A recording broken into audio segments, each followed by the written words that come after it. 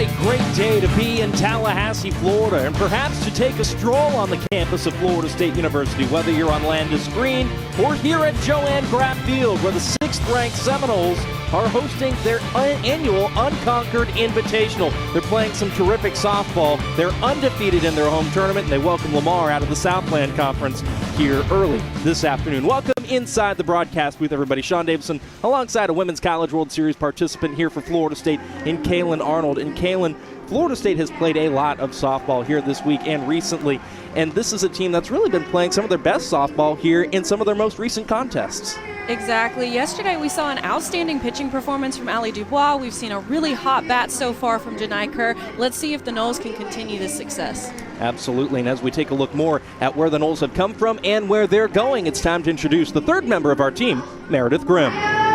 Thanks, Sean. The Seminoles have played 8 games in the past 7 days. In this timeline, it's given a lot of opportunities for different Seminoles to experience success, but it takes a toll on these student athletes, replacing their practice time with travel. On this schedule, Coach Alameda said that their best strategy is to, quote, play to the standard on the scoreboard and not the opponent. It's difficult not to look ahead at the schedule the Seminoles have in front of them on the road, but for right now, it's all about improving the production and the process while they're on the field and getting in some much needed time home in Tallahassee.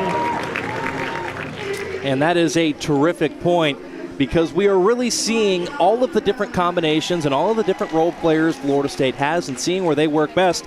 And Kaylin, we're going to get a good look at Allison Royalty making another start in the circle here today.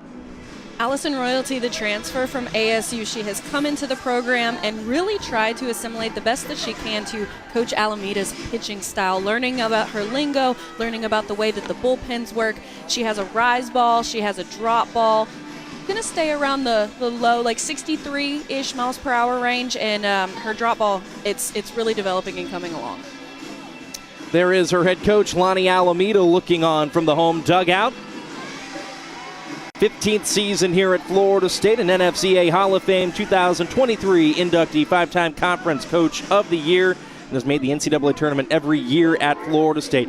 Typically makes deep runs in the NCAA tournament, does Coach Alameda, including that national championship in 2018.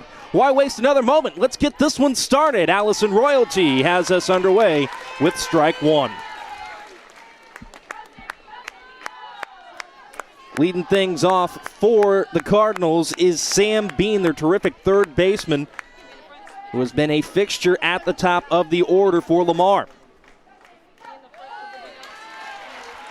Following Bean to the plate will be Alika Saisang, Haley Frydenberg, Kaylee Ancelot, Audrey Fleming, Ryan Milliken, Felicia Hinojosa, Nicolette Ramirez, and Brooke Davis.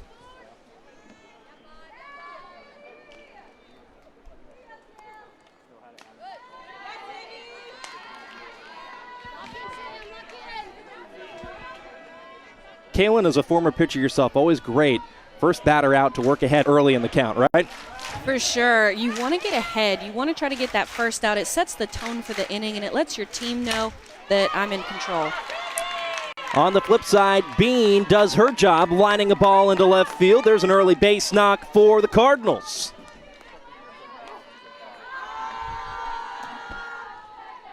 And so now that sets the stage for Alika Saisang, one of 2 Saisang sisters that plays the outfield and can step into the batting order for Lamar. Today, the only one in the starting lineup. She starts and plays in center.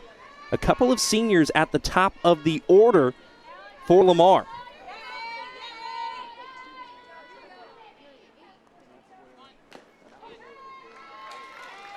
Strike called on the corner by our home plate umpire, Russell McLaughlin, joined at first and third by Jeremy Morrison as well as Jim Cooper. So here's Saisang, the senior from Call, Texas.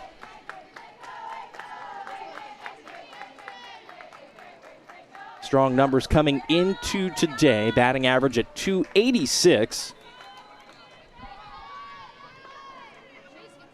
Saisang, a player who a year ago recorded 8 hits across 44 appearances on the season. This year already has 8 early on, Kaylin. It's really great to see the improvement.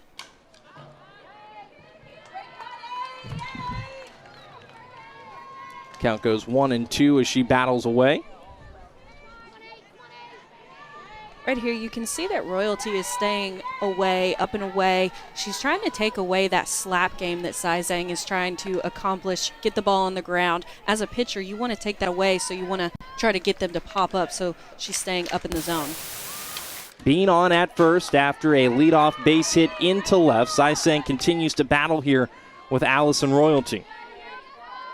I mentioned the two seniors at the top of the order. The first four batters, in fact, to come to the plate for Lamar are all upperclassmen. Haley Freidenberg, who's in the on-deck circle, is a junior, and then Kaylee Ancelot, the DP, who will step into the on-deck circle, will be a senior as well. That ball's down in the dirt and behind Katie Dack. Off goes Bean into scoring position, and so here's an early opportunity for Lamar to make a statement. It has not been an easy weekend for them. They have been challenged early and often. They showed good grit against Florida State yesterday, did the Cardinals, but they really haven't been able to manufacture much offensively. This is a great opportunity to change just that. It is, and Lamar has been a team that really hasn't shied away from playing against tough competition. They want to get challenged early in the season so that they can see what do we need to improve upon going into postseason. The count runs full here to Sai Zhang. And just like that, within perhaps as little as one pitch, the Cardinals could have multiple runners aboard. Royalty trying to prevent that from happening for Florida State. And pitch number 11 is on the way and fouled off. Good battle here.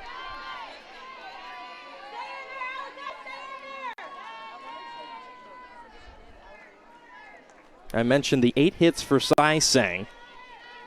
It's been a little while since her most recent one, but did have a multi-hit game against the University of Virginia earlier this season, so does have some positive experience with ACC teams, as that throw did make its way to first in time. Muffley nearly pulled Mac Leonard off the bag, but Leonard was able to keep the toe intact for the first out here in the top of the first. We'll go ahead and introduce you to the rest of Florida State's defense. We've introduced you now to Muffley and to Leonard, respectively. Joining them on the infield are Amaya Ross at second and Hartley at third. In the outfield are Mudge, Kerr, and Waycaser. And I mentioned Katie Dack is going to do the honors behind the plate. Michaela Edenfield in Florida State's offensive efforts will be the DP for the Garnet and Gold. First pitch swing, and Freidenberg goes to Hartley, who makes a great move to tag out Bean. Recorded as a fielder's choice now, as Hartley, who's been taken over and really feeling things out in replacement of the since departed Sid Sherrill, makes one heck of a play. That was one heck of a play. She saw her kind of out of the corner of her eye, I think, and, really aggressively tried to get that lead runner out, and that's something that, as a pitcher, I really appreciate. And so Lamar does still have a base runner, albeit now at first instead of at third. It is the left fielder Freidenberg stationed at first after the fielder's choice. Kaylee Ancelot rotates between being the first baseman and the designated player for the Cardinals. In this matchup, slotted as the DP.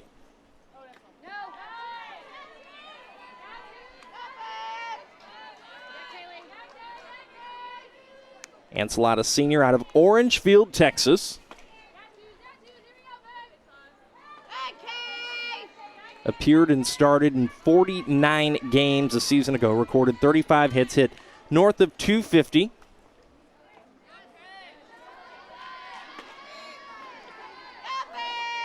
As a JUCO transfer from Angelina College.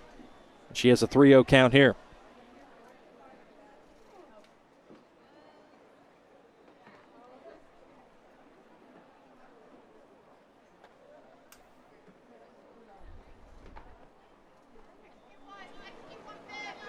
Quick conversation with Allison Royalty in the circle. A chance to reset. Josie Muffley still with a few more words for her pitcher. We'll see what adjustments are made here to Ancelot. 3-0. Pretty darn good one. Nice pitch by Allison Royalty.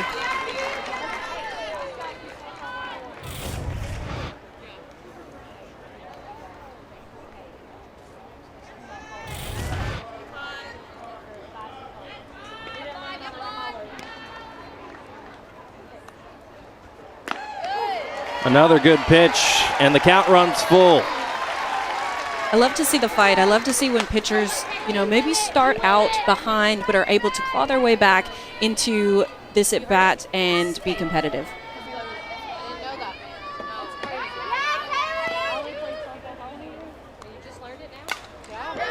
That one popped up and foul. The battle continues here between Royalty and now Ancelot. Lamar has come into this one pretty darn aggressive. They put the bat on the ball. They fouled some pitches off. They're really making Allison Royalty work here early on.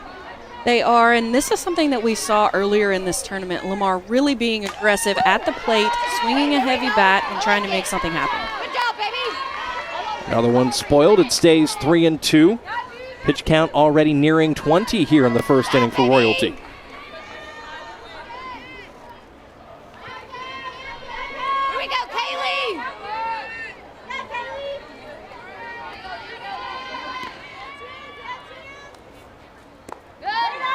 And Ancelot walks. That's a quality plate appearance for the designated player. And that'll bring up Audrey Fleming.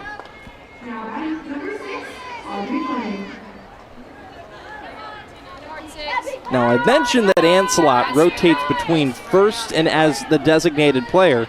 For the most part this year, the player that she has swapped out with has been Audrey Fleming, but today it's Fleming who will get the nod in right field, the junior from Hazlet, Texas. First pitch swinging on the ground to Hartley. Hartley to first retires the side and eliminates the threat. And so things got a little interesting, a little early for Allison Royalty, but she weathers the storm to keep the scorecard clean.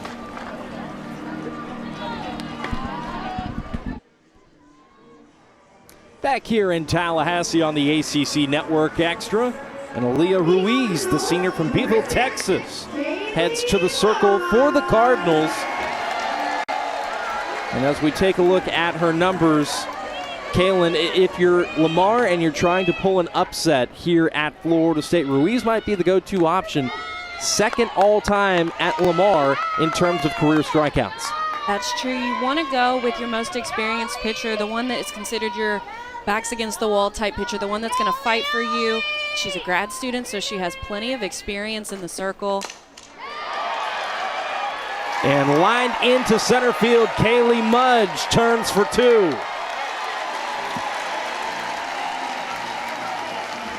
Mudge did not play against Lamar yesterday, but immediately makes her impact felt today.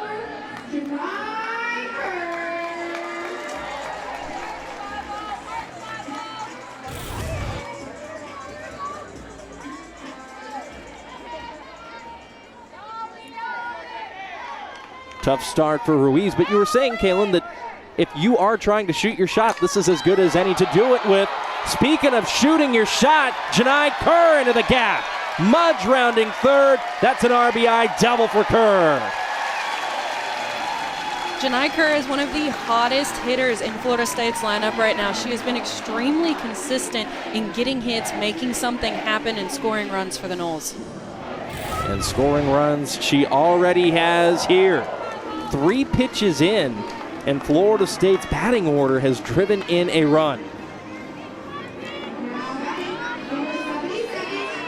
They haven't even given us enough time to introduce the whole lineup. They're just introducing themselves.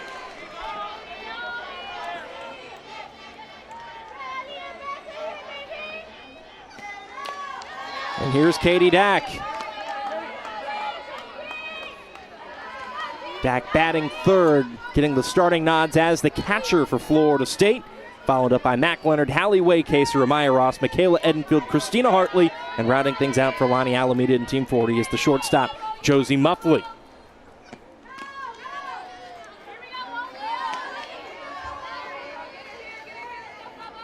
If you're Ruiz here, what do you do to just take that mental moment and recollect yourself? Well, the best pitchers have the shortest memories, so what she's going to have to do is just flush what's going on and focus on the next pitch. And that is a slow roller to second, and that will retire Dack, but move Kerr 60 feet away from the plate. As good a time as any to introduce you to the Cardinals defense. here in Tallahassee today. And so that was Nicolette Ramirez putting away Dak at first to Ryan Milliken. On the left side of the infielder, Brooke Davis and Sam Bean. Freidenberg, Sysang, and Fleming in the outfield. Ruiz in the circle. Hinojosa behind the plate.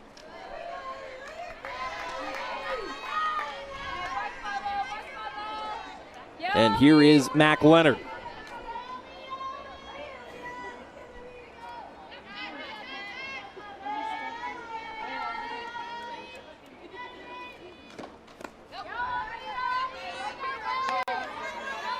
Down and away to the two-way player from Normal, Illinois, whose impact here in Tallahassee has been anything but normal. Good numbers at the plate. Solid production. Has done some good things in the circle as well as a pitcher in her own right.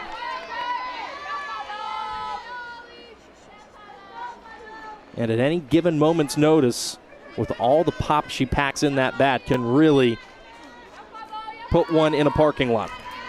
Mac Leonard is definitely a hitter that has a presence when she steps in the box. I know I'm not even pitching to her, and I definitely feel her. Tried to hold up there on the off speed. 2-2 goes the count. Nice pitch there from Ruiz. A really great off-speed pitch by Ruiz. You see how it just falls off the table, drops out of the zone, and it's so hard to lay off of.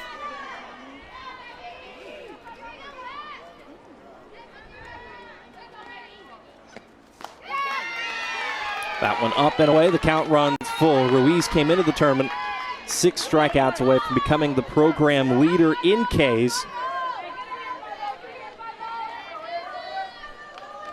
And remains at that mark. Frankly, hasn't pitched a whole lot here in Tallahassee, and so we're seeing a pretty fresh arm here against the Seminoles today. Mac Leonard, that blooper will drop. That'll plate Kerr, and it's 2-0 Noles.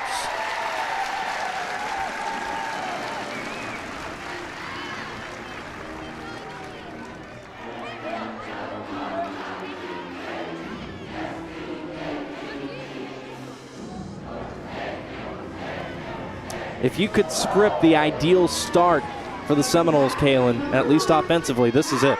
This would definitely be it, and I know that Allison Royalty must be feeling a sigh of relief to know that her offense has her back. And in steps Hallie Waycaser. Waycaser is a player who's really been on a tear here at the plate as of late. Just consistently been producing over and over and over, and you blink your eyes and the batting average is at 368. She's driven in 7 runs. Good OPS as well. That's on base plus slugging. And so she continues to click early on here in this 2023 campaign. She was somebody like Kerr who got injured her freshman season, had to go through the whole season without getting to play. Last year was her first year back, trying to figure out who she is as a player, how does she fit into this team, and now you can see both of them have really started to come into their own. And this is a Florida State team that a year ago, especially in the outfield, had depth for days. And that sinks into the glove of Freidenberg in left, and Leonard retreats back to the bag at first. Kaylee Rafter is wondering whether or not that ball actually did end up in the glove, I imagine, or if it touched some turf. I'm not a great lip reader, but I feel like the immediacy after that play, as close as it looked like, that might be the question. More than likely, yes. From what I saw, it looked like it was a catch. I agree.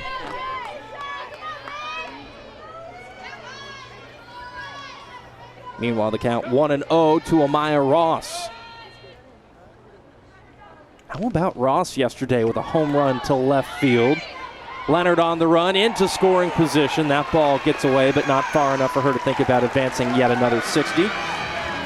Still, though, move her into second.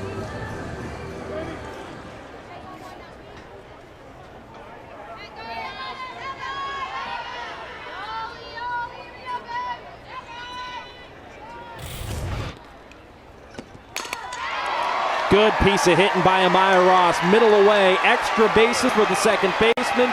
Leonard will come in to score, and that is a stand-up triple for Amaya Ross. Amaya Ross is so quick. You know right away that as soon as she hits a pitch like that opposite field, it's going to be a stand-up triple. There's no doubt. She's on her horse and running around those bases.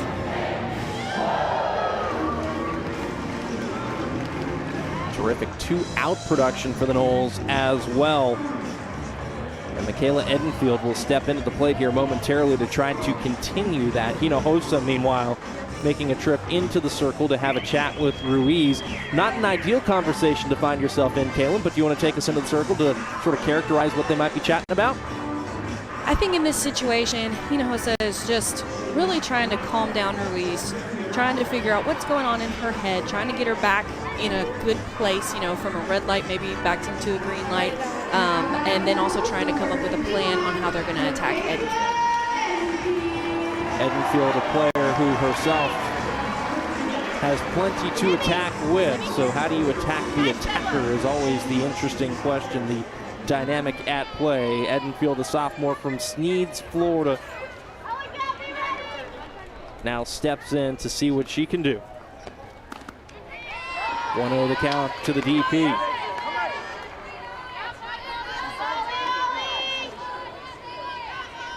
Two home runs, 9 RBI. Batting average down a touch to 222. In the course of any season, there will be peaks and valleys, and so hasn't had her hottest stretch to be sure of late, but those things always seem to fix themselves throughout the course of a regular and postseason. And it is hard, especially when you have the success that Edenfield had as a freshman.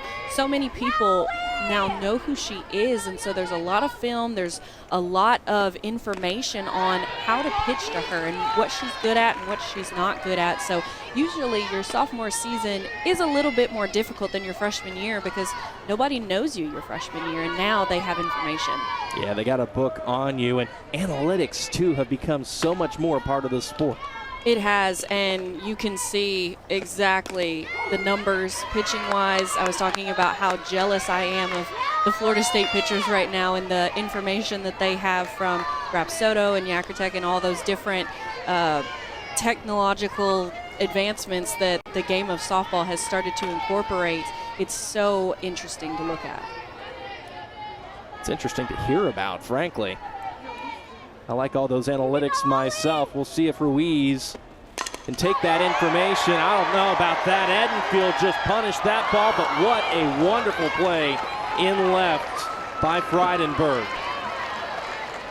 The Noles all over the Cardinals early. 3-0 through 1.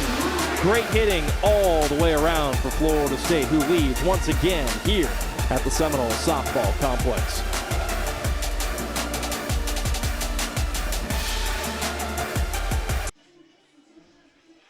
In between innings here in Tallahassee, you'll see a variety of conversations. Allison Royalty working through some things with her head coach, Lonnie Alameda, who does such a great job with the pitchers here at Florida State over a number of years. Royalty, one of the newest, and really there's so many things you need to adjust to as you move into and assimilate into this program. Kaylin, I know you know this because you yourself had to make that same adjustment coming in from Tennessee.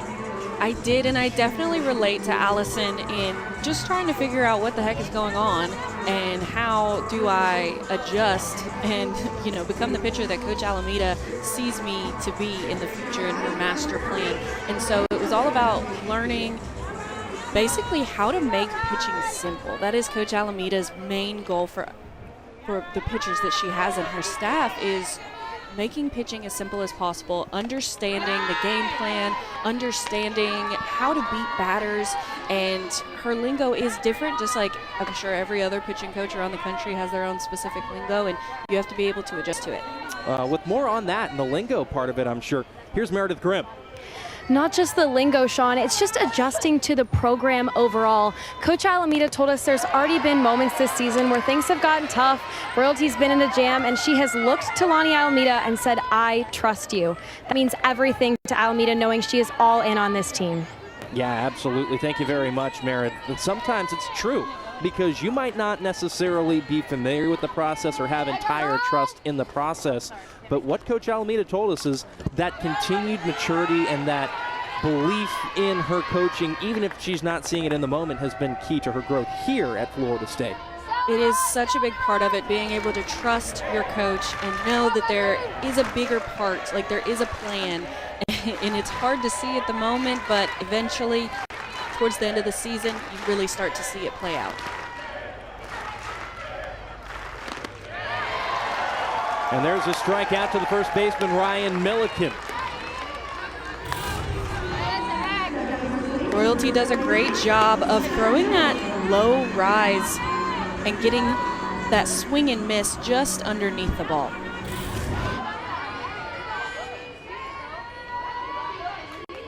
Good start to the second frame for Florida State's transfer pitcher out of Arizona State, who wasn't able to pitch a whole lot last year, but really did have some impressive numbers in her freshman year a couple of years ago, particularly in terms of strikeouts where she led the team. That is very impressive to be able to have that many strikeouts and getting to come into this program and work with such a talented pitching coach like Lonnie Alameda. I know that gave me a lot of confidence, knowing that the person who was behind me helping me prepare for these big moments was incredibly prepared herself and incredibly experienced.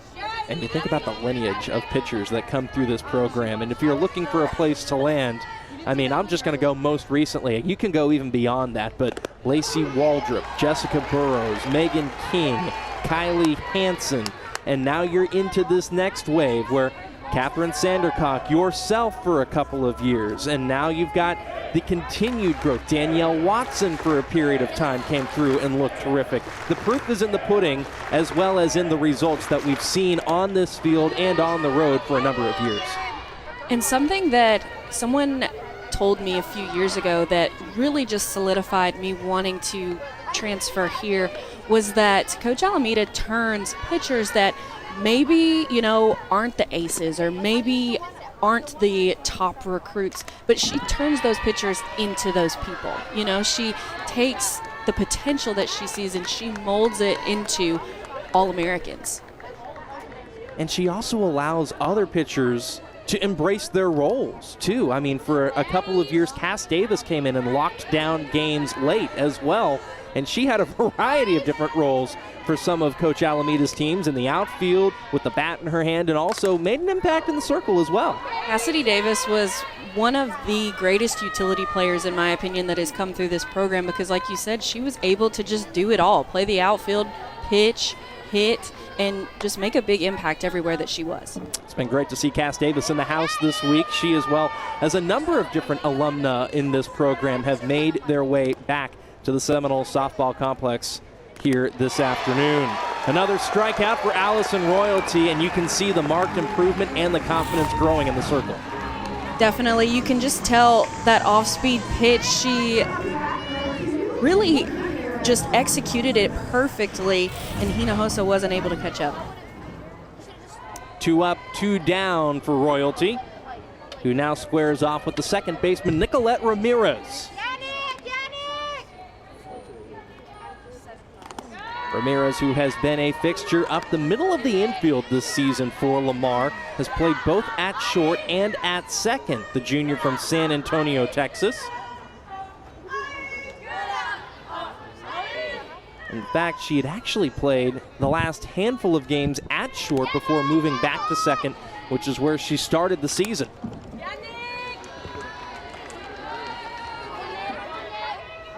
One of those consistent presences in the lineup, has been an everyday starter for the last 3 seasons.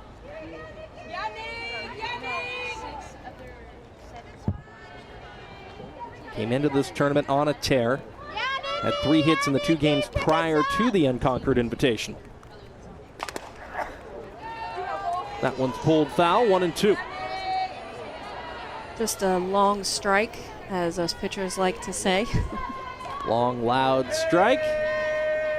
And perhaps just one more pitch away from Allison Royalty, working through the Cardinals in order here in the top of the second and consolidating the 3-run lead that the offense afforded her in the bottom of the first. This one pulled to Hartley. Hartley to first in time to retire Ramirez. And that is a much improved second inning for Allison Royalty and Florida State. Their lead is 3.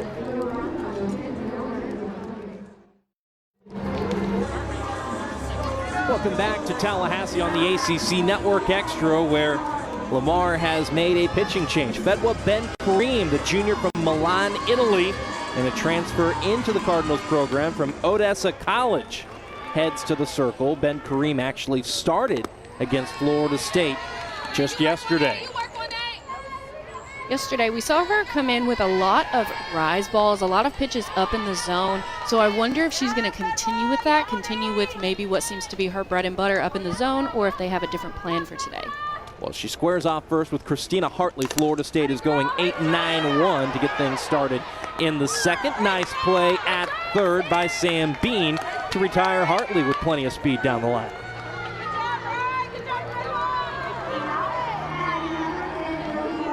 And so with Hartley retired, Muffley will step in. Josie Muffley, the shortstop for the Seminoles,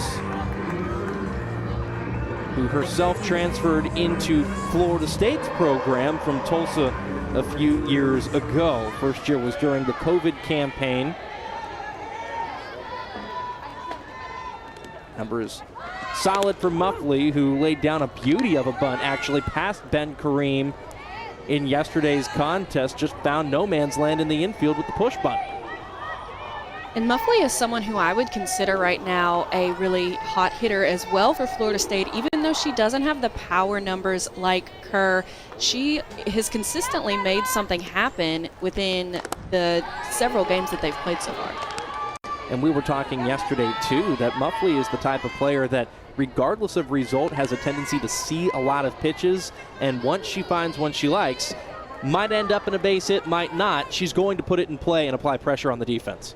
She's definitely almost the true definition of just finding a way to get on. She does a really good job of making just little things happen, bloop hits, bunts, but somehow she always seems to get on the bag. Faces a 1-2 count here, does Muffley. And we'll see how she digs in and battles against Ben Kareem.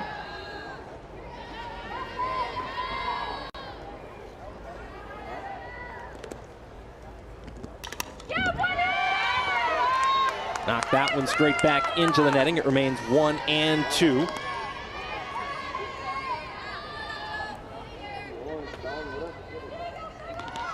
In the start yesterday, Ben Kareem made it 2 2/3 innings. And Florida State scored all of their earned runs off of her. In fact, in relief, the Cardinals went to Cameron Niedenthal, who's a two-way player. And Kaylin, I know you were particularly impressed with Niedenthal. I thought she did a great job of really shutting down the Noles offense after they had scored those runs. She didn't have a whole lot of movement, but she brought in some speed. She was hitting, mid-60s, and then she was also locating her pitches really well. This one's hit pretty darn well out to center. She didn't quite catch all of it, though. But there, case in point, despite the result and the fact that Muffley's heading back to the dugout, made the outfield in this case work, and Sai Sang was there to make the play 2 down.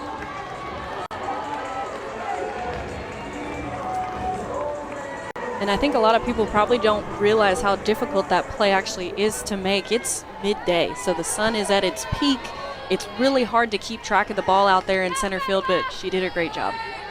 And just like that, 2 quick outs for Ben Kareem. And so just like Allison Royalty getting into a groove in the second inning, Ben Kareem has been able to work efficiently through the first couple of Seminoles she's seen. Pretty good bunt attempt from Mudge. Looked pretty good, but it actually didn't carry out of the batter's box. Had good touch on it, though, and she'll make her way back after an interesting-looking strike.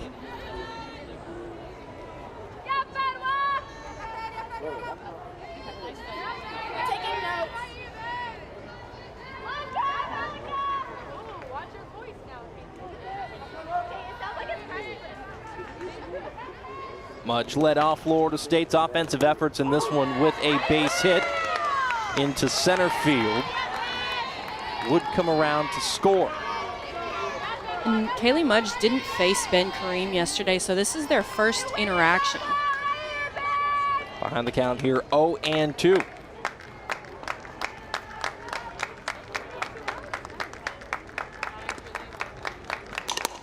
On the ground, off the glove of Ben Kareem and into left center. And here's Kaylee Mudge finding a way aboard.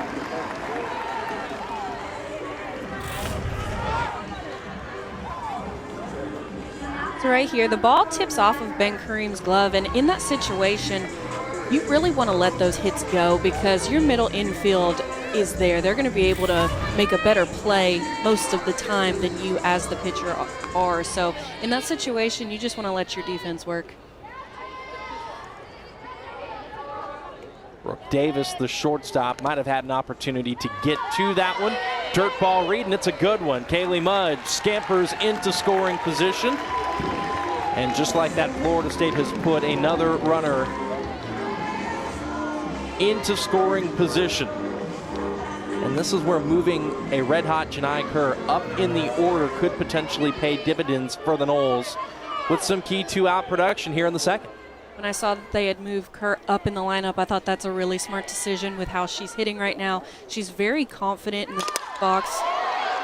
And takes a big confident swing there. Saisang, though, ranges over and makes another terrific play, battling the sun in center. Kerr retired, and Florida State held scoreless in the second. Their lead is still 3. The tomahawk chop here at the Seminole Softball Complex. How great it is to be at Joanne Graff Field in Florida's capital city of Tallahassee. I'm Sean Davison, joined by Women's College World Series participant, a finalist in the Women's College World Series in 2021, and Kaylin Arnold. We're also joined by Meredith Grimm and our entire ACC Network extra crew, where Florida State could be very well on the road to WCWS. Still a lot of softball to be played, including today. This is the first of a doubleheader we'll be bringing you on the ACC Network Extra. After this one concludes, the Seminoles will be taking on Troy out of the Sun Belt. The Trojans playing some pretty darn good softball. Did lose to FGCU earlier today, but came into today at 9-3 on the year and swinging some pretty good bats overall as well. I think that loss earlier today to FGCU will just fuel a little bit more of a fire underneath Troy, and I think it'll be a good game between the Seminoles. FGCU, a team that had a number of close calls in this tournament, gave Florida State a battle a couple of times, despite the fact that ultimately the Noles would just run rule them in 6 in both contests. Within the first inning or two, FGCU either led or was tied or hung around. And so they're close, and finding a way to beat a Troy team who actually kicked off this tournament by beating FGCU was nice redemption for David Deros' squad. FGCU is a very scrappy program. Every game that I've watched them play so far, they have really fought. Trying to make some waves in the A-Sun. They've been one of the better programs in that conference for a number of years. Also beat Lamar shortly before the Cardinals have taken on Florida State here this afternoon. We mentioned the Trojans. They are looking on. They also have some terrific pitchers in the circle, including Leanna Johnson.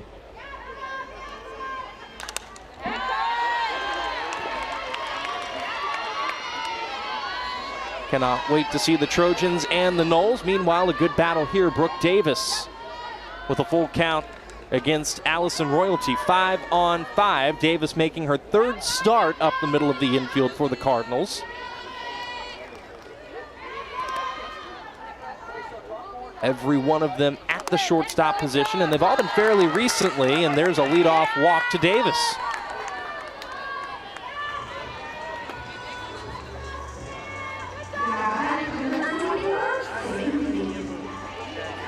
And so at the bottom of the order, the objective is get on, turn it over, and that is exactly what Davis has done. Mission accomplished.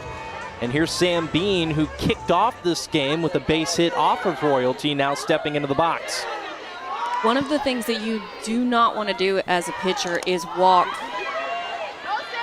And that is a terrific bunt. That is going to move Davis into scoring position. So Bean does her job moves the runner, and Lamar has an opportunity here.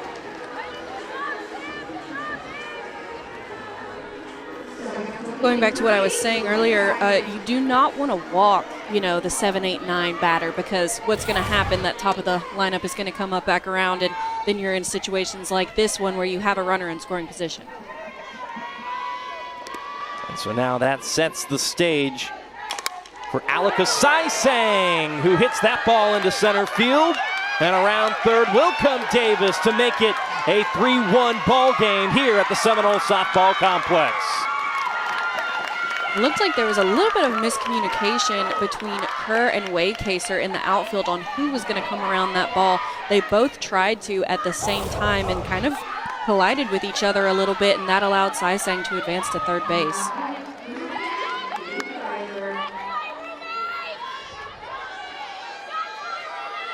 And now here's Haley Frydenberg.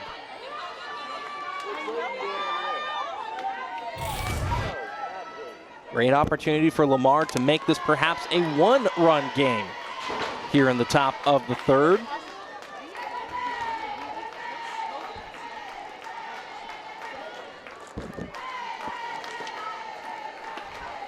Frydenberg reached on a fielder's choice.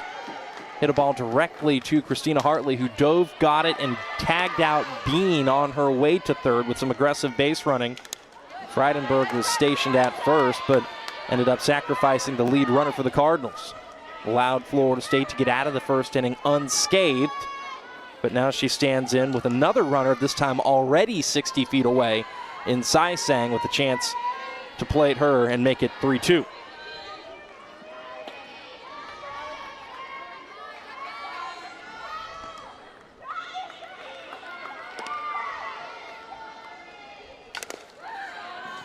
O2 spoiled, pulled foul off the bat of Frydenberg, who really coming into this tournament has played quite a bit in the outfield, but has played in just about every conceivable position out there. In fact, with a start in right, has started now in every single position in the outfield. Coming into the tournament, had started in left in 5 of the previous 6 games, and that'll drop in left. Lamar scratches across another run. It is 3-2 in Tallahassee.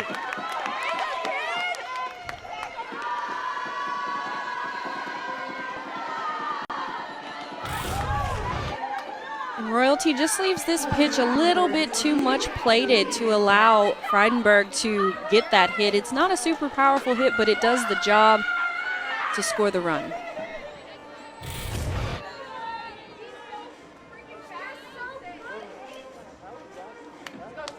You mentioned, Kaylin, that you turn it over with a runner aboard to the top of the order. Just about everybody knows that's where your better bats are going to reside. These are also the veteran bats. And so we've seen some teams come in here and they put the youngsters up at the top of the order and they see what the youngsters can do, or they've got the exciting speed and athleticism. We see Estella Garza coming in to pinch run at first for Frydenberg. But here with Lamar, they have gone with we want our experience at the top of the order, and the experience has been what has produced the most for them. So it's worked in both accounts. But even if they hadn't been producing in terms of average or hitting or anything like that, those are still some of the players that you would trust more readily to deliver in this kind of situation. Well, your upperclassmen are the ones who are going to have the more experience. They've been in these situations before, so they know what it takes to get things done. But the game doesn't know if you're an upperclassman, and it's definitely possible for a freshman or a sophomore to get the job done as well. But for Lamar, it seems that their upperclassmen are the one that they put that trust in.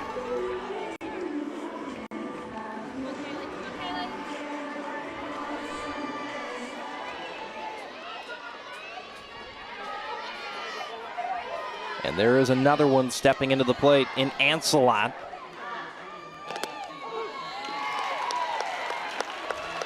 Royalty hitting with the first pitch strike.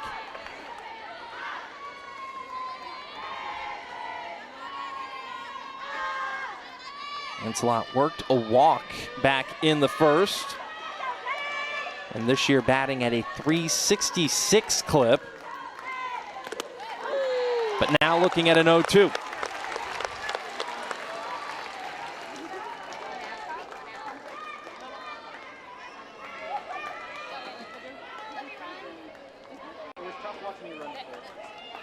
She said she has your inhaler, so I said, oh, okay.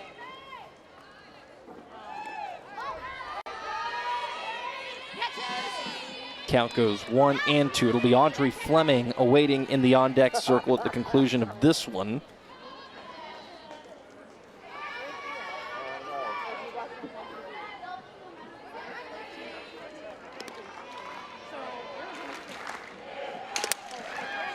That one hit to the glove of Amaya Ross. She goes to second for 1 and gets the force there. Good job by Amaya Ross, just sticking with that ball. Even though it did pop out of her glove, she was still able to field it and get the out. And also great job by Allison Royalty after all of the chaos that just happened to remain calm, get ahead in the count, and then get that ground ball. And so Ancelot now reaches on a fielder's choice. Florida State is able to eliminate the lead runner. And here is Fleming. First pitch swinging 0-1.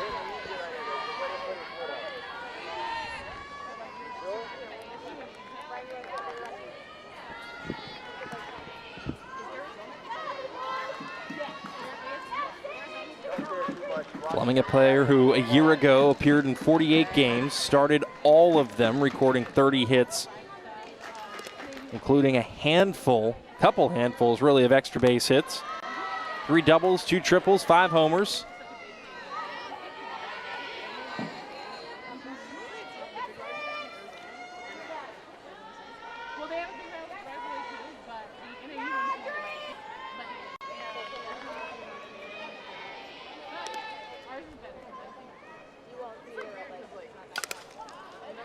That one fouled back.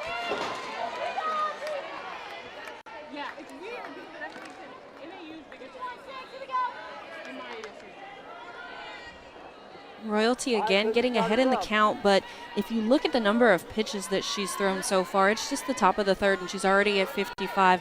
That is a little too many pitches in order to, stay fresh and keep that arm good to pitch a full game. But she goes ahead and gets the job done. Certainly does. Pitch number 56 was a beauty for strike 3, but after being outscored 19-0 in their first 3 games of this tournament, Lamar breaks through and makes it a 1-run game in Tallahassee.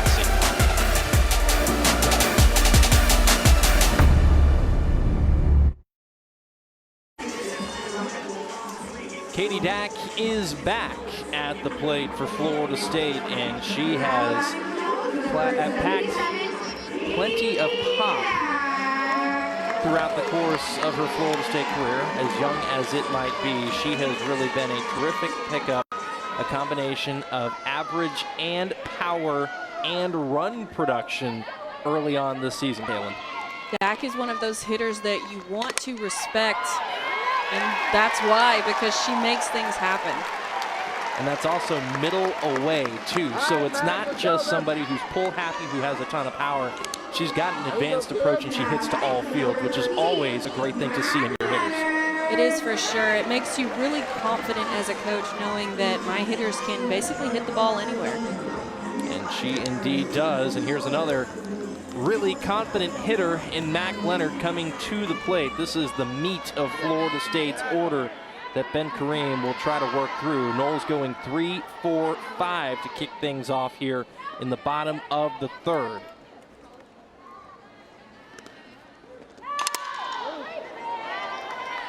That ball hit a ton, and that'll be one of those loud strikes for Ben Kareem. An RBI single for Mac Leonard. She'd come in to score back in the first.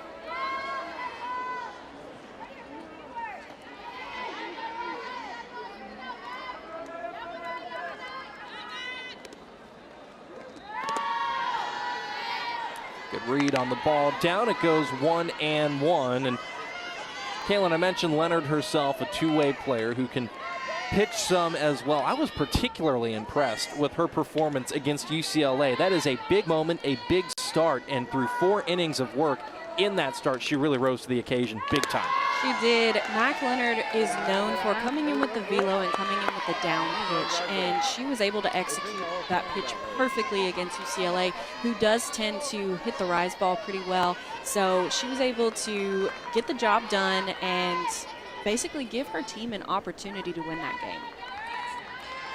All 3 of Florida State's losses this year have been in very tight ball games. Pitchers duel against Alabama. Montana Fouts getting the better of the Noles. Florida State actually has been previously on quite the tear over the University of Alabama, winning a handful of games straight, dating back even to the COVID year here when they won 2 in that abbreviated season, won 2 more in OKC, won 1 more in Tuscaloosa a season ago. And Dak is scampering to second, but Leonard walked anyway, so that's just a really cool way to advance where you're going to go anyway. That's true. Going back to what you were saying about Alabama, I believe the exact date that this win snapped, it was February 23rd, 2018. That was the last time that Alabama had beat Florida State, and I think that's absolutely incredible. It was a 5-game win streak that Florida State had over Alabama, and I know I played in some of those games against Alabama, and they were always a very tough team to beat. Florida State also ended up not pulling out that game against UCLA, but man, that was a really fun one to watch. Back and forth they went. Big hits, both sides, big moments. It felt like a postseason game in February, which is the beauty of the Clearwater tournament. Just some of the best softball you'll see early on in the season. They always seem to rise to the occasion, and that'll be a matchup that you might very well see in the postseason. Oh, for sure. Ground ball here off the glove of Ben Kareem, and then Ramirez had trouble cleanly gloving it. Fired a dart to third, but scampering back was Katie Dack, and now the bases are juiced for Amaya Ross. Now this ball tips off the glove of Ben Kareem and then is bobbled by the second baseman, and it allows all hitters to remain safe. Dack coming off a little bit too excited from third base, but she makes it back safely. Looks okay now, right? It does. It looks great for the Noles. They've got bases loaded and a hot hitter up to bat. And that hot hitter once again is Amaya Ross. Michaela Edenfield waits in the wings in the on-deck circle, but for now it's Ross's moment. Nobody out, bases full of Noles. And nowhere to put Ross. Ball down, ball 1. This is a really tough situation as a pitcher to be in. The pressure is really high right now because you want your offense to have an opportunity to keep things going. It's only a 1-run ball game, but now you're in this situation where bases are loaded, no outs. So what you've got to do is you've got to try to keep the ball in the infield. Kind of like that, right? Plays like that, exactly. That's the best situation that could have happened for Ben Kareem. And I want to expand on that too, Kaylin, because Florida State lost the momentum when Lamar strung together a couple of runs. To be clear, Lamar then risked losing some of that momentum here with Florida State loading the bases. If you can get out of trouble and you can strand these 2 remaining runners, if you're fed with Ben Kareem, all of a sudden the momentum shifts entirely back into that Lamar dugout. It does, because then your defense is coming off and saying, hey, our pitcher is putting in the work for us, so now we're going to do the same for her. And so, Katie Dack thrown out at the plate after the ground ball to Sam Bean. That puts multiple runners aboard. Mac Leonard in at second, Hallie Waycaser in at second, and Amaya Ross on at first, with Michaela Edenfield stepping in to the plate. Edenfield caught a ball pretty solidly, drove it deep to left, but into the teeth of the wind, and so even though it had Frydenberg on her horse and going back, it just held up enough for Frydenberg to make really a beautiful, almost over-the-shoulder type catch to put an end to the inning. It was a really, really great catch, and something that I want to talk about a little bit is how Edenfield is able to separate hitting and catching. Even though she's not catching this game, she is usually the person behind the plate. And Coach Alameda was talking to us about how, yes, Edenfield is not hitting the same way that she was last year, but she is catching phenomenally well, and that's because she's able to separate the two. A strike called there to Michaela Edenfield. It goes 1-2. And that's important to do when you're being frustrated at the plate as a hitter, isn't it? It is definitely. I know I didn't really hit in college, but I did in high school and in travel ball, and it was something that I would always have to be able to separate. If I wasn't hitting well, still being able to pitch, or if I wasn't pitching well, still being able to hit. Okay, what did you say? What did you say again? Count evens 2 apiece to Edenfield. It was loud.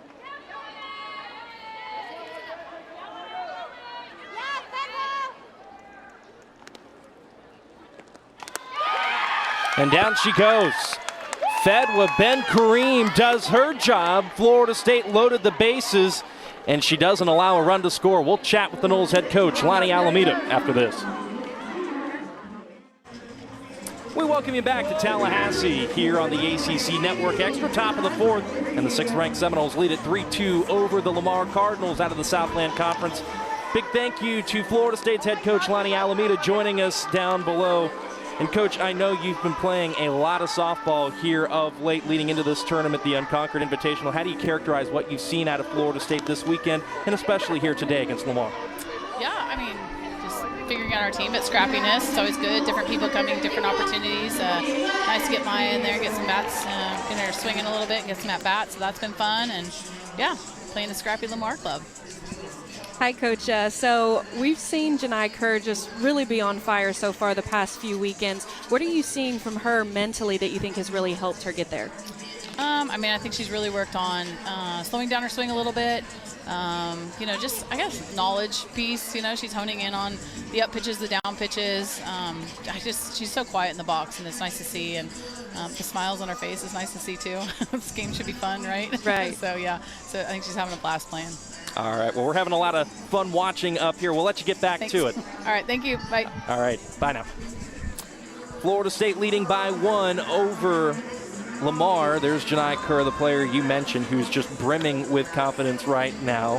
Smiling still in the outfield, and so to what she said, I think it's important, right? Like, you need to have fun. It should be fun. You are playing a game, a very highly competitive one, but you are playing it.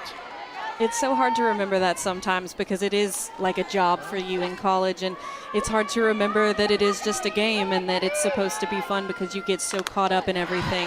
But at the end of the day, it is a game and you are supposed to have fun, and it makes everything so much sweeter when you do have that mentality. And when you can keep a balanced perspective and you can enjoy the process and trust and believe in whatever your process might be, despite how tricky and how tough things might be, we've seen that, and you can credit that to Lamar even this weekend. It has been a very tough weekend for the Cardinals. Not a lot has gone right, yet here they are hanging with a top 10 team in the country going into the fourth here in this particular contest. And that's softball, and it's crazy because the game has changed so much, and mid-major teams are good. High-level teams are good, and it's never guaranteed who's going to win anything. Certainly not. We've seen so many upsets around the country in just the first month of play. So many upsets. We had Baylor beating OU, Lehigh beating Alabama, Longwood beating Florida State. Just some really crazy upsets that nobody expects to happen, but that do happen. You had a Northwestern team that had a terrific run last year, but came into the year unranked, knocking off a Texas team that made it all the way to the Women's College World Series final a season ago, the Champ Series. And so, I mean, there have been some upsets that maybe don't show up as being as huge. There have been the monumental Group of 5 versus Power 5 upsets, all within the first month of college softball. So it's been a lot of fun to watch, and I think everybody's ready to buckle up and see what the next 3-4 months have in store, right? Definitely, and I love what I just saw from Allison Royalty, the strikeout on the rise ball up and away. Such a pretty pitch. Retires Ryan Milliken once again via the strikeout. That is now 4 strikeouts in total for Allison Royalty. And now here is the catcher, Hinojosa. Pulled that one foul. And this is where we've had this conversation now a couple of times about hitting that reset button.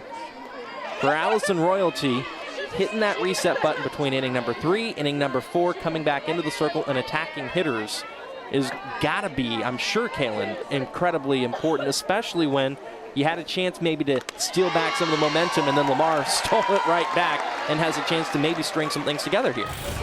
It's very difficult, actually, to be able to come back after an inning like that because you're so frustrated with yourself, and you've got to be able to get over it mentally, like you said. You've got to be able to flush it. But that's what's so important about these early season games is getting these opportunities to be able to work through those types of situations. We hear the saying often, the game within the game, and whether it's the mind games that you have to play with yourself, the adjustments that you have to continue to make, the little subtle shifts of momentum. If Allison Royalty can lock back in here in the 4th and get back into the dugout with minimal damage done, oh my! Josie Muffley will certainly gladly contribute to that. You'll see that momentum start to shift. There's one of those exclamation points that gets the hometown crowd fired up. And it's no surprise that Josie Muffley is the one to do that right here. Makes it look so easy. Just a nice, easy glove up to that ball to get the out. I love how you said makes it look easy. It's not, is it? It's not easy. and that's something that Josie does all the time is she makes these incredible plays look effortless.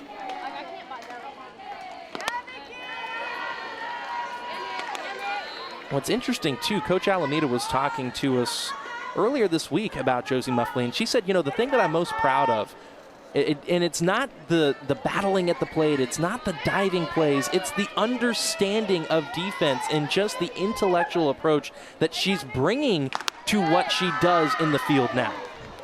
It's true. She's constantly asking questions, constantly in on film, trying to figure out what can I do defensively to help my team and to help my pitcher. Where do I need to be, you know, situationally to make those plays? And it's something that does not come easy. It's studying, just like school. You have to learn and you have to sit down and you have to figure all these things out. So Muffley does a great job of doing that.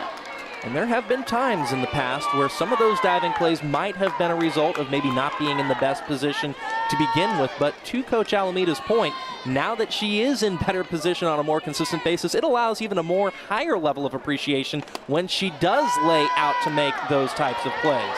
Right. The easy plays are just results of good softball IQ, really. So being in the right spot because you understand what your pitcher's tendencies are. You understand what the hitter's tendencies are, so you're able to get into the correct position. I'll tell you what, Brooke Davis has done a terrific job at the bottom of the order.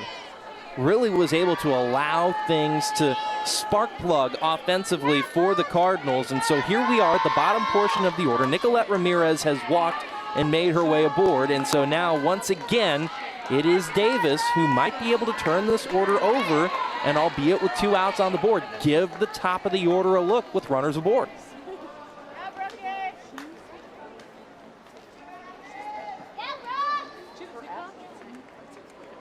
You like this conversation between Royalty and the infield here? A few balls in a row being thrown, a player on, and now Davis slightly ahead in the count. Again, a chance to reset. Definitely a chance to reset. So coming in, allowing your infield to know exactly what's going on in your head, telling them, hey, I'm good. I'm going to throw this pitch, and we're going to get an out.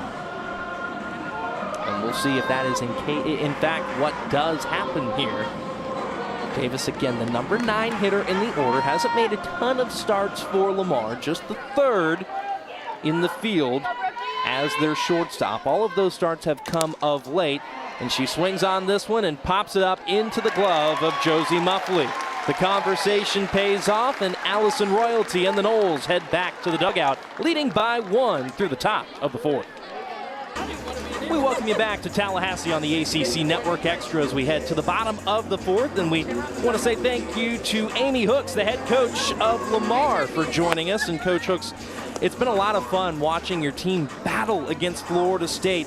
How do you characterize the grit and the toughness that they have showed, especially here today in this one?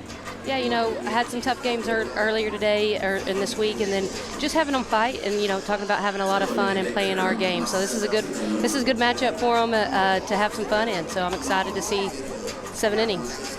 Your pitcher, Ben Kareem, has done a fantastic job of holding the Noles since she's come in. What are you seeing from her? Yeah, we needed some adjustment. She faced them yesterday, keeping the ball down and just pitching to her strengths. And when she does that, she's really effective. So excited to see her stay the course on our game plan here.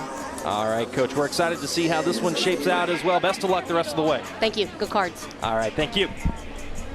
And so, as she mentioned and as you hinted toward when she stepped into the circle, keeping the ball down was certainly the point of emphasis between her start yesterday and the relief outing today.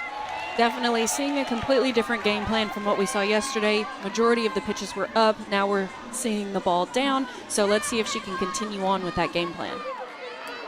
She starts things off here against Christina Hartley. Florida State will go 8-9-1. Hartley, Muffley, Mudge. And the first pitch strike by Ben Kareem.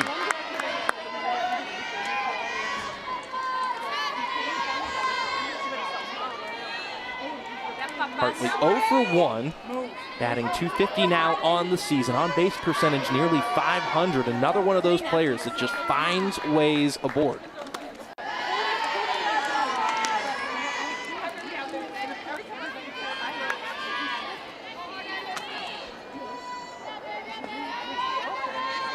Hartley, one of a number of players that we've seen try her hand at third base. We've seen Kaylee Harding make her way over there. We've seen Avery Weisbrook play over there. And it's a nice piece of hitting by Hartley opposite field into right. The leadoff runner is aboard for Florida State. Going off of what you said, I think Hartley, Weisbrook, Harding, they all have the potential to be really great third basemen. So I think it's really just going to depend on the different types of offenses that Florida State is facing, who they think is going to be the best matchup defensively as well as offensively against the teams. And a little competition never hurt anybody, did it? Definitely not. It's definitely going to push all three of those players to be the best that they can be. And whoever it is that mans the hot corner in any particular contest will join Josie Muffley on the left side of the infield. It is now Muffley showing bunt and popping that one up toward her own dugout and just away from the diving Troy Cameron. All-out effort, just didn't quite have the wingspan to reach out and make the grab.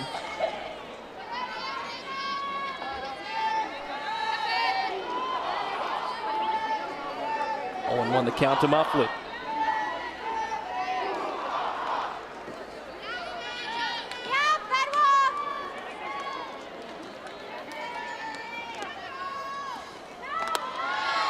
That one's up.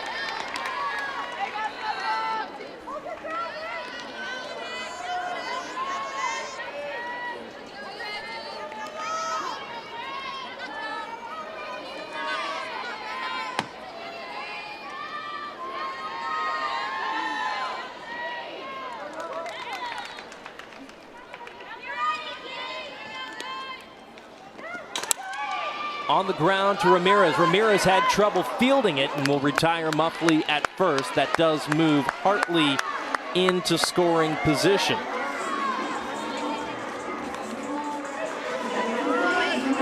And even though Muffley did get out on that play, like you said, it did move Hartley into scoring position, which is important with the Noles only being up by 1 run.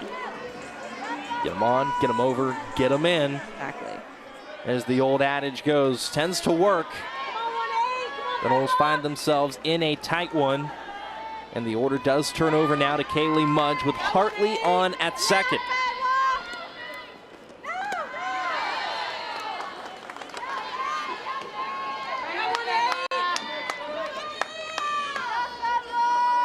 A double, a single, and a run scored for Kaylee Mudge, who again did not play against Lamar yesterday. So seeing Ben Kareem and seeing Aaliyah Ruiz for the first time here today, and it's gone pretty well for Mudge, 2 for 2, I'd say so. Kaylee Mudge is consistent. She does a really good job of doing what she needs to do to get on the base, and even though she hasn't faced these pitchers, she has watched them, and she's one of those players who is going to stay all into the game even if she's on the bench. So she had a lot of information, I'm sure, from watching the game previously. And that's exactly it, too. We talked yesterday about there are some programs, some of the smaller schools who don't always play in televised type games. You don't really have the opportunity to see a lot of film on them. So when you get them in a tournament like this, being able to watch them play someone else is that valuable intel that you're looking for. Definitely is, and I'm sure that that's something that Kaylee Mudge and several of the other Florida State players did over the past few days. Count is 2-2 to the Florida State left fielder Mudge.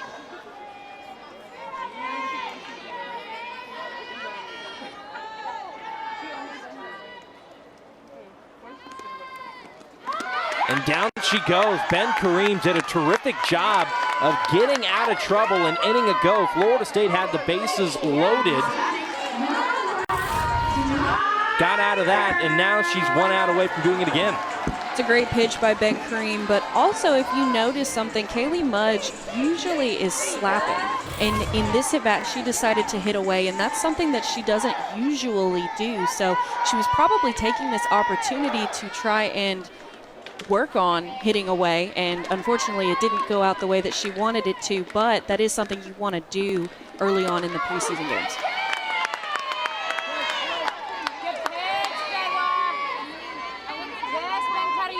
So Mudge working on a few different things. Didn't end up working out in that particular AB. Made a trip back to the dugout. And once again, Ben Kareem perhaps on the doorstep with Florida State in some capacity having a runner or two in scoring position. Could have got out of trouble, but now is in a whole lot more. Janai Kerr's liner drops in right. Hartley will cross the plate, and Kerr stands at second. Janai Kerr just continues to prove that she is the hot hitter that we've continuously called her throughout the past few days. She has been so good at the plate for the Seminoles. And so, an insurance run for Florida State here in the bottom of the fourth from number 4. Brings up Katie Dack. You replace Hartley with Kerr in scoring position. And bring in another big power bat in Dack to the plate.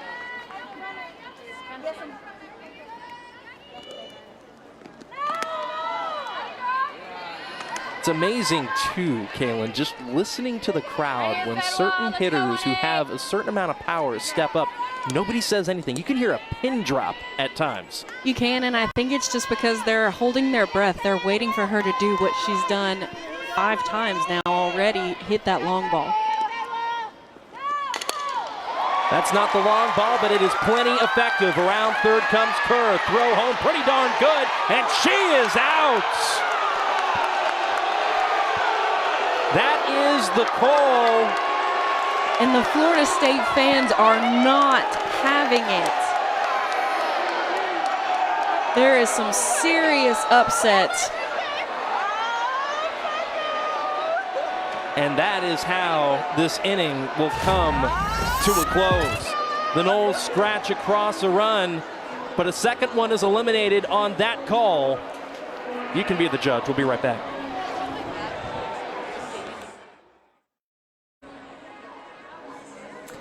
So we have gone to a review. Inning is not technically over until we have a scoring decision.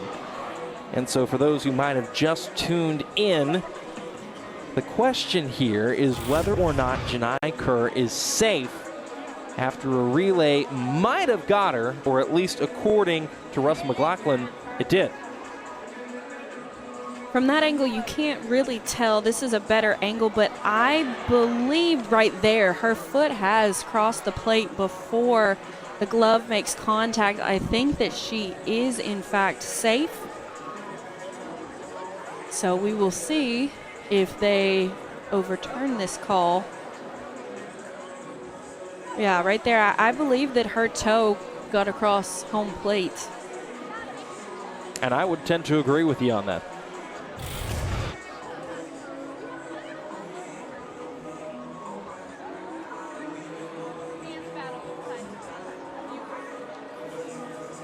I would say we aren't wearing blue, but I actually kind of am. You kind of are wearing blue. so, Yeah, so I can't say that. We're going to take one more look, zoomed all the way in. So right there, her toe has touched the plate, and the glove does not make contact yet. Yeah.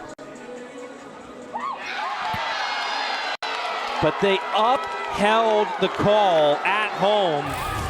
And so after review, Janai Kerr is still out, and this fourth inning is over. We'll be right back to Tallahassee after this.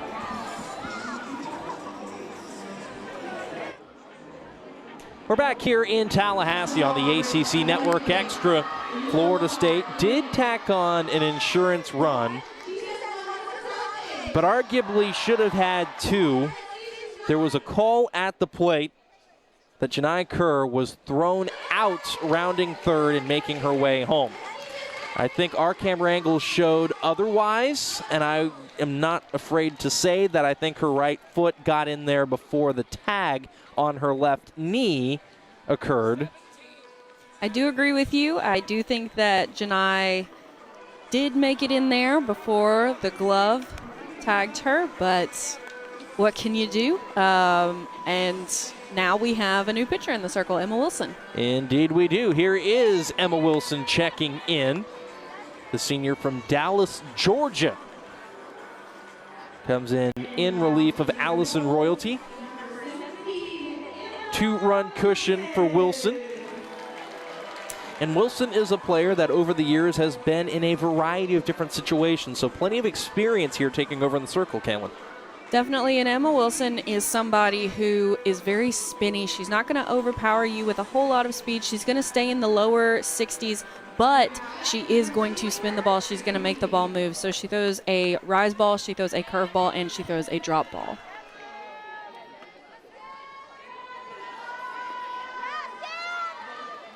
And so away we go in the top of the fifth. Noles lead by 2. And Wilson's first pitch is called ball 1. That's the top of the order for the Cardinals. Sam Bean has swung a pretty darn good bat, not just this weekend, but all season. .361 the batting average, getting on base nearly 60% of the time now.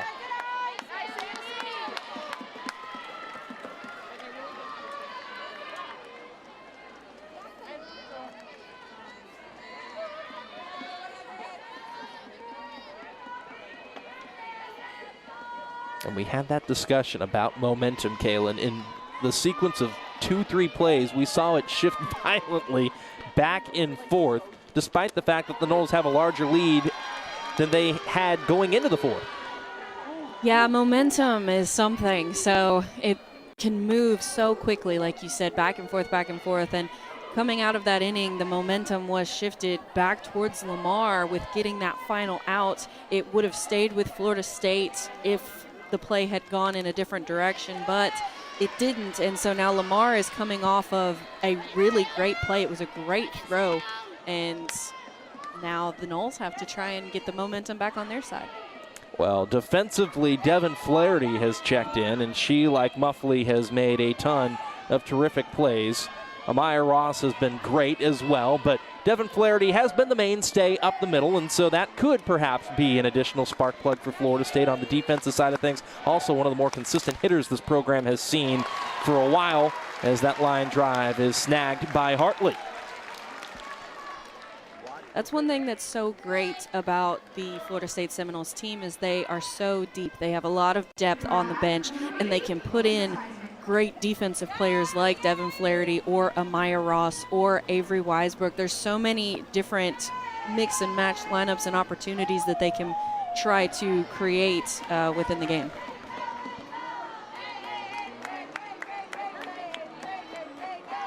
On the other side of things, here is Alika Saisang. And it was Saisang that helped produce a couple of those runs. The RBI double really kind of got the party started for Lamar when they had a 2-run third to make it a 1-run game at that point. And just one last thought on how this past inning ended is that one scoots fair. We'll come back to that thought in a moment. There's a single for Saisang down the line and just bouncing over the glove of Hartley. And so with the 2-run deficit, a 1-out runner. I think Hartley just maybe might have misplayed that ball. She had her glove flipped under instead of getting over and flipping her glove on top of the ball. So I think she just maybe misread the hop, didn't think it was going to bounce as much, and it got past her. Still no official scoring decision. I think they are actually ruling it as a single down the line.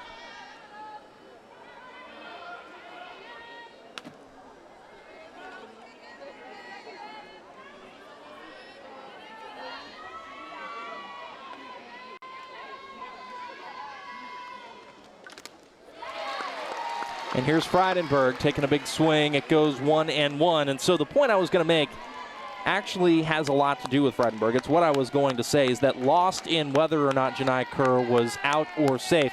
That was a beauty of a throw from Frydenberg and left. It was a fantastic throw, right on the money. Made it super easy to make that play, but Kerr is so quick. I think that she was able to get past it, but obviously it was called in the opposite direction, but it was a fantastic throw. And Frydenberg has an opportunity here with a runner aboard to perhaps create a little bit more momentum, this time offensively, although she finds herself in a 1-2 count to Wilson. That ball sinking into no man's land, and once again, there's the range of Josie Muffley on full display, just retreating out into the grass, nearly into foul territory, and making that look surprisingly easy. I think no man's land should be renamed Josie Muffley Land because she is always making plays out there where it seems like nobody is, and she's constantly getting those diving catches in no man's land, making plays that most people can't make look easy in no man's land. So I'm all for calling it Josie Muffley Land. It's fine by me. We've seen Area 51, Area 24, and somewhere in between, Josie Muffley Land.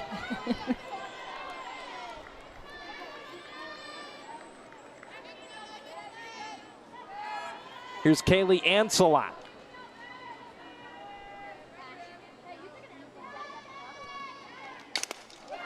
And that ball is hit well out to left field, retreating to the wall and off the top of it, over the glove of Mudge. That will allow Saisang to score.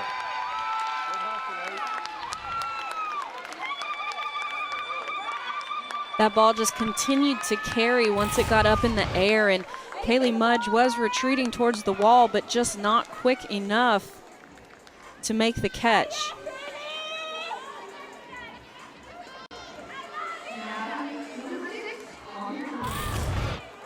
And so Lamar, with yet another answer, all of a sudden has a chance with the runner in scoring position to perhaps tie this game up at 4 apiece.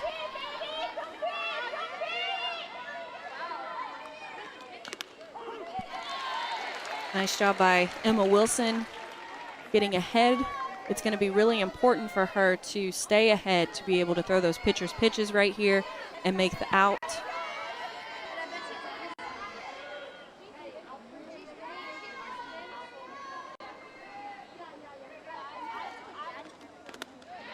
Oh, 2.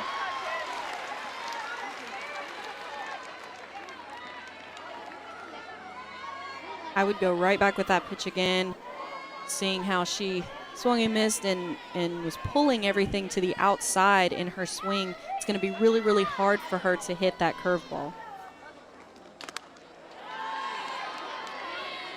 This time holds off on the pitch off the plate.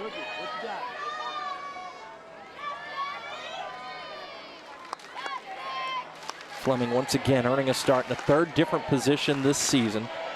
Has started previously as the DP and as the first baseman, now in right field, facing a 1-2. On the ground, that is through. Ancelot pulls up at third. Runners are now on the corners for Lamar.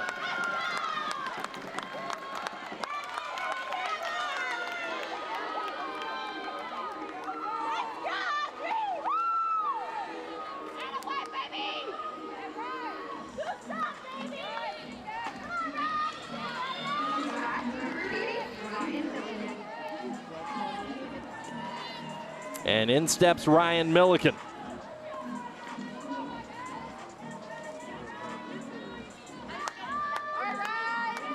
Milliken, a transfer from Utah Valley, where a season ago she appeared in 13 games and started 10 of those. 5 as the DP, 5 in the outfield. Today earned a start at first for Lamar. We've seen her come in to pinch hit at times this weekend. And now what a tremendous opportunity to do some damage as this Lamar team that just refuses to go away against these Seminoles has a chance to perhaps knot things up. This is popped up though. Flaherty comes in and secures it, and the Noles hang on to one of their 2-run lead. 4-3 the new score through the top of the 5th here in Tallahassee.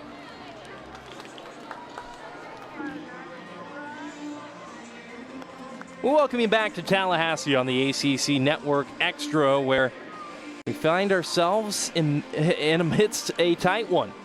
Fedwa Ben Kareem, who got the start against Florida State yesterday, has come in relief of Aaliyah Ruiz, and through 2 innings has given up 5 hits, 1 earned run, has walked 1, but has struck out 2, and has really, despite flirting with trouble at times, has generally managed to come away unscathed. Florida State has threatened to break this game open, but yet has not been able to, despite doubling up, or nearly doubling up, Lamar in the hit column. She has really given her team an opportunity to win this game, and her offense is backing her up by scoring the runs. Straight away, that is just foul.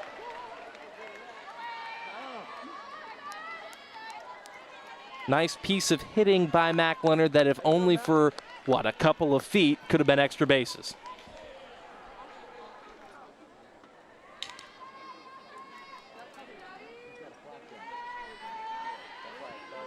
RBI single and a run scored for Mac Leonard in this one.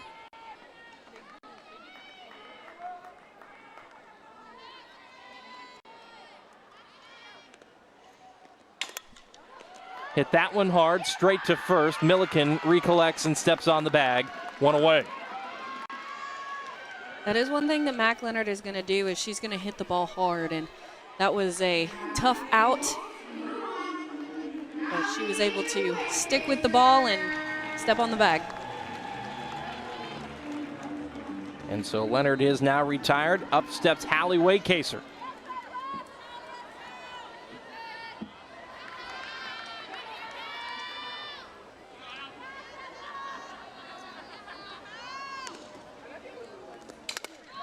Waycaser, first pitch swinging. This one slicing into shallow right. There to make the play is Nicolette Ramirez.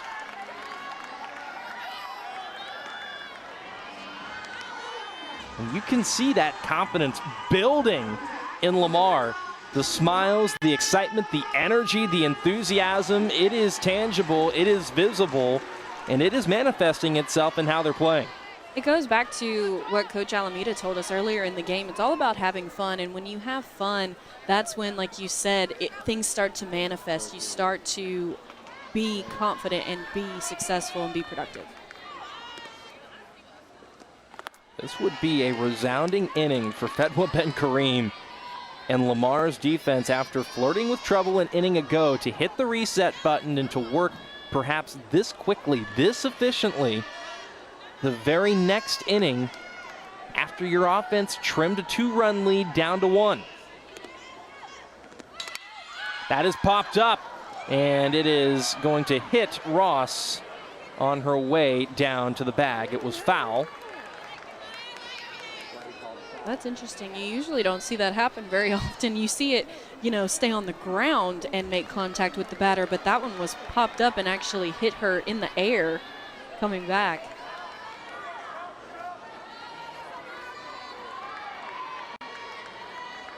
Well, we've seen a lot of things that have just been, let's just say, interesting in this one.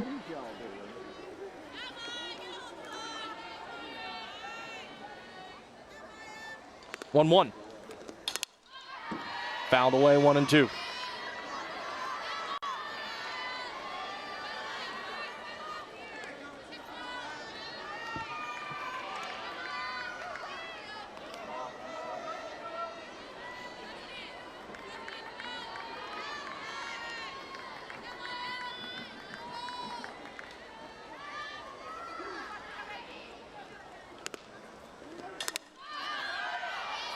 Another one foul. Maya Ross is just missing it. She's foul tipping back. So two things. Ben Kareem either needs to adjust and get that ball just slightly further out of the zone, or Maya Ross is finally going to make contact and get a solid hit.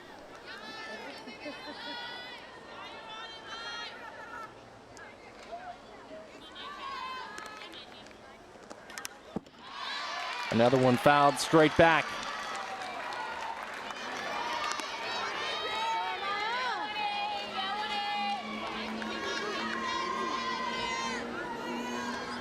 Two and 2/3 innings of work for Ben Kareem in this one, equaling the amount of work she saw as the starter a day ago. 4 earned runs yesterday in that period of time, only 1 today. Marked improvement for Ben Kareem trying to retire Ross, but we'll have to pitch at least one more to number 12 in gray.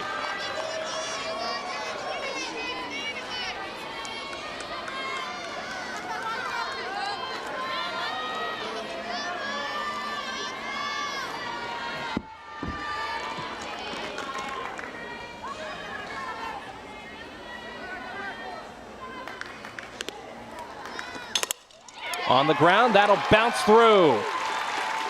A 2-out base knock for Maya Ross, straight back up the middle. So like I said earlier, either Ben Kareem was going to have to adjust and get the ball slightly further out of the zone, or Maya Ross was finally going to make contact to get a solid hit, and it turned out that it played into Maya Ross's favor. And with Ross aboard, that now sets the stage once again for Michaela Edenfield. And I feel like Michaela Edenfield is just about to break through. I can feel it coming. I think it's going to happen. You know, she's gone for a little bit now without getting a solid hit, but once she does, I really think it's going to bust something open for her.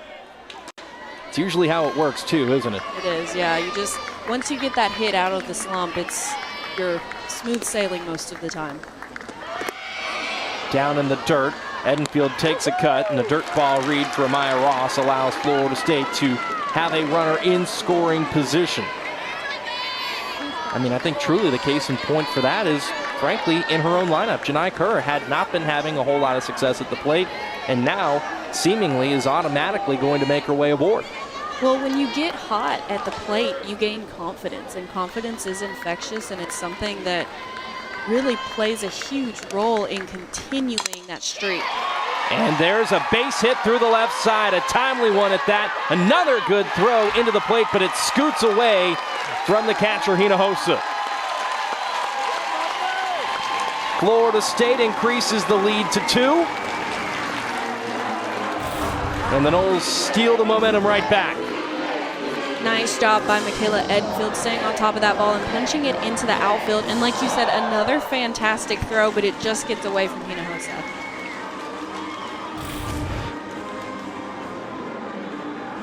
Freidenberg has done some really good work out and left, hasn't she? She has. She really has. I mean, those throws were right on the money. It looks like we might see a pitching change here. Indeed we will. It'll be Niedenthal who comes into the circle to try to get the Cardinals out of the top of the 5th. And a solid day's work for Ben Kareem in relief comes to a close, with Niedenthal now assuming the honors in the circle. We'll go ahead and take a look at how we got to this point. It has been back and forth, Kaylin. Florida State with all the momentum early.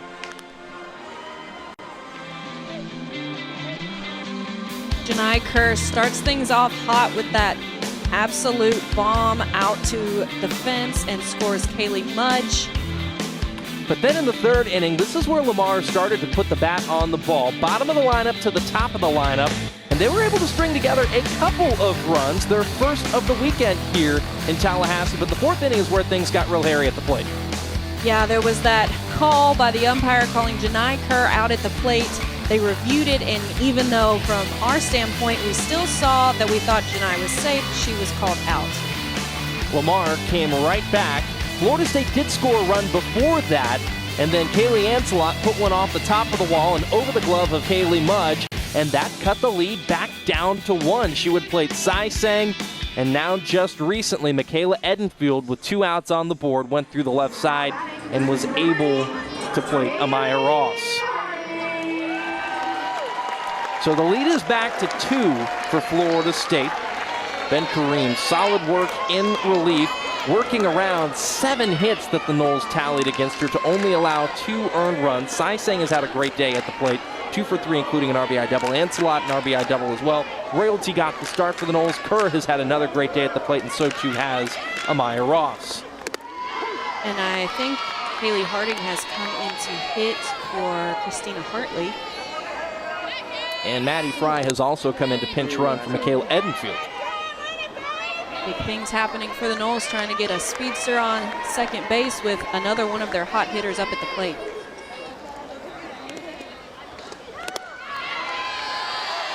I am excited to see how Niedenthal does today. She did quite well yesterday against the Noles.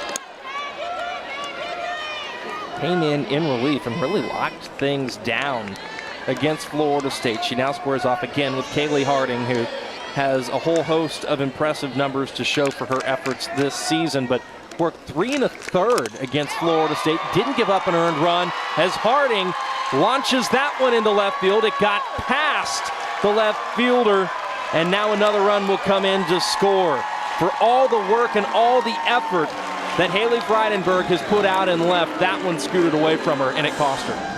In that situation, you really don't want to dive for the ball. You have a runner in scoring position, and if you dive, you're taking the chance of the ball getting past you, which is exactly what happened, and Fry was able to score. So you want to try to keep that ball in front of you to keep that run from scoring.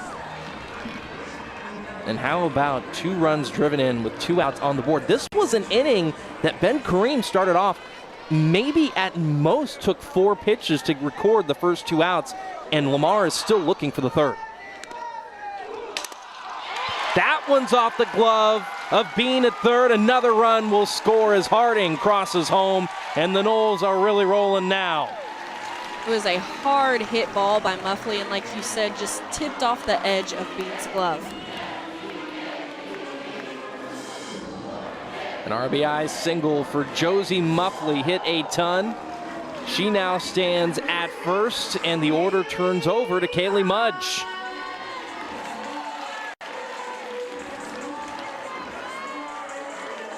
This will be the first time that Mudge is facing Niedenthal as well.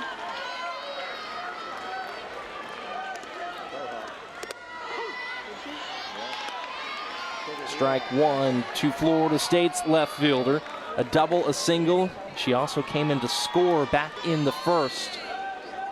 Terrific numbers for Kaylee Mudge that continue to improve game in, game out.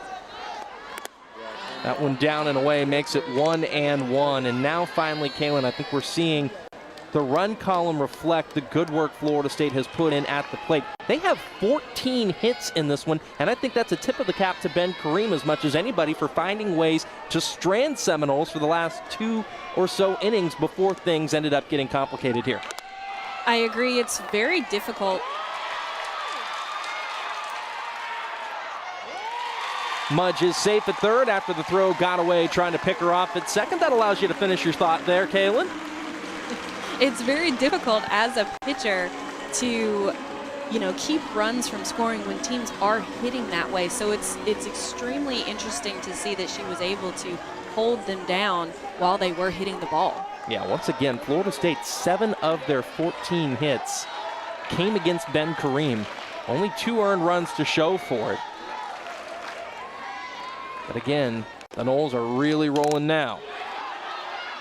Mudge down the line, that is foul.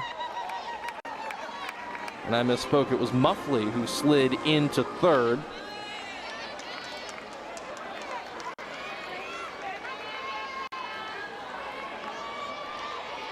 We talked a lot yesterday about the base running of Florida State and how that is such a trademark to Florida State softball in the program. They are speedy, they are aggressive on the base paths, they run with their heads up, and they put a lot of pressure on the defense. they can also hit in timely fashion as well. That gapper will plate Muffley. Mudge is turning for three. She has an RBI triple, and the Noles lead by 5.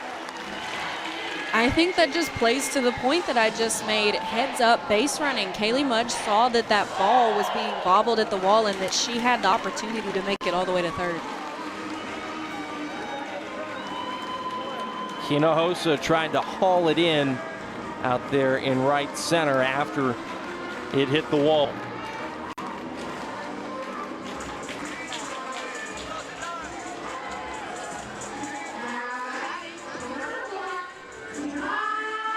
And here's Janai Kerr.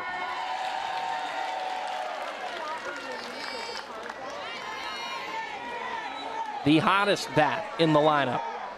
Now steps up with a runner 60 feet away. Kerr straight away. Mudge will score.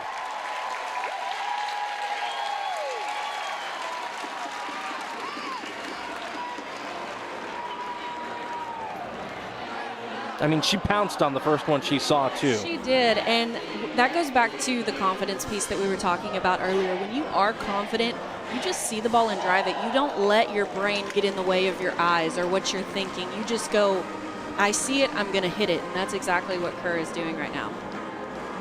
And Niedenthal just can't help but laugh. She couldn't do anything wrong against Florida State yesterday, and she has just been hammered ever since coming in today in this one. And that's the game, isn't it, Kaylin? It is. It's the game, and it looks like they might be making another pitching change. In fact, they are. And so this will be the 4th different pitcher to head to the circle for Lamar. And we'll let her get warmed up. We'll introduce her when we come back on the ACC Network Extra. New pitcher in the circle for Lamar is Kelsey Pizarro, the sophomore out of Rio Hondo, Texas. 1 inning of work for Pizarro on the season, so valuable experience here coming in, trying to find the final out against a top 10 team that's really got the bats and everything, momentum included, rolling. Yeah, her goal right here is just going to be to stop the bleeding, as we like to say, and get that final out so that her offense can come in and try to make something happen. It'll be Devin Flaherty stepping in. Flaherty didn't start this game, but came in as a defensive substitution. Now taking some cuts in the box for Alani Alameda and Team 40. Senior from Sarasota.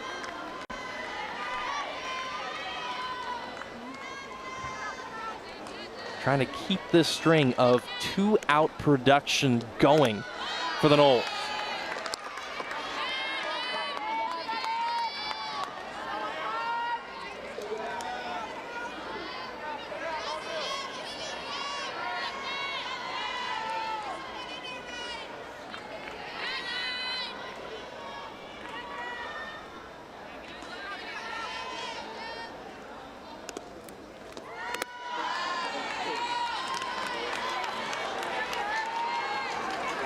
And Kaylin, I want to go back to something that we were chatting about in the break. You were asking, how many hits does Janai Kerr have in this tournament this weekend?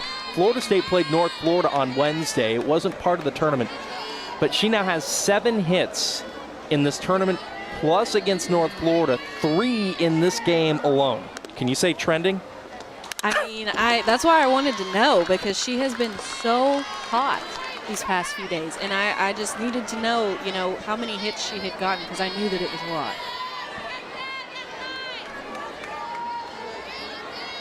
She has a hit streak that now is increasing to 7 games. It started against Alabama in the TaxAct Clearwater Invitational. Devin Flaherty works the walk.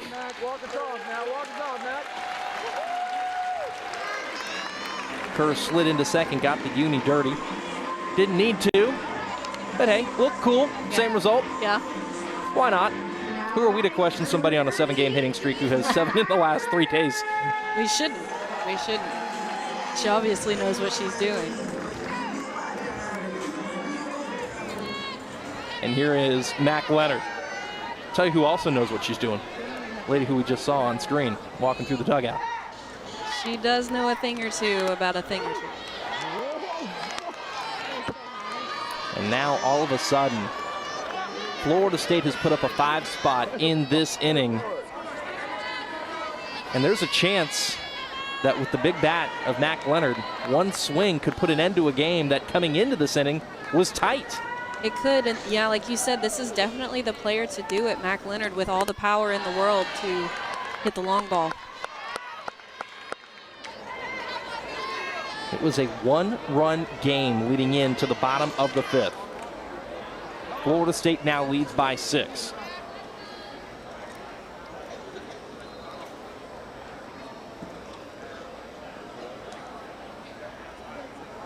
Doing a good job, Mom. Hinojosa coming out to have a word with Pizarro.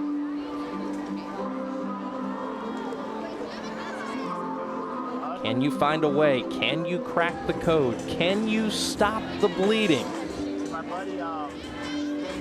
It is so incredibly difficult to come into a situation like this. So much pressure, especially, being an underclassman, only being a sophomore. She only has so many outings probably where she's even had to do this. So it is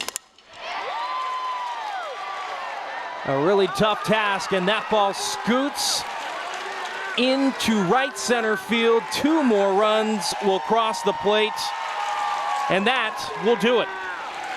Like we said, Mac Leonard was the one who had all the potential in the world to make it happen, and she did.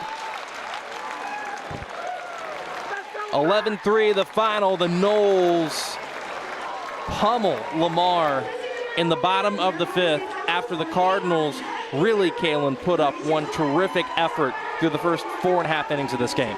They did. I have nothing but good things to say about Lamar and the fight that they put up against the Seminoles. But it's hard when your team gets on a hitting streak and they all get hot and they get rolling. Trying to get that to stop is extremely difficult. We're going to have a really fun one. Troy and Florida State here in about 30 or so minutes on the ACC Network Extra. The Trojans 9-3, Florida State 14-3 on the season. We'll be here for it. For Kaylin Arnold, for Meredith Grimm, for our entire ACC Network Extra crew, Sean Davidson saying so long for now from Tallahassee. We'll see you in a few right here on the ACC Network Extra.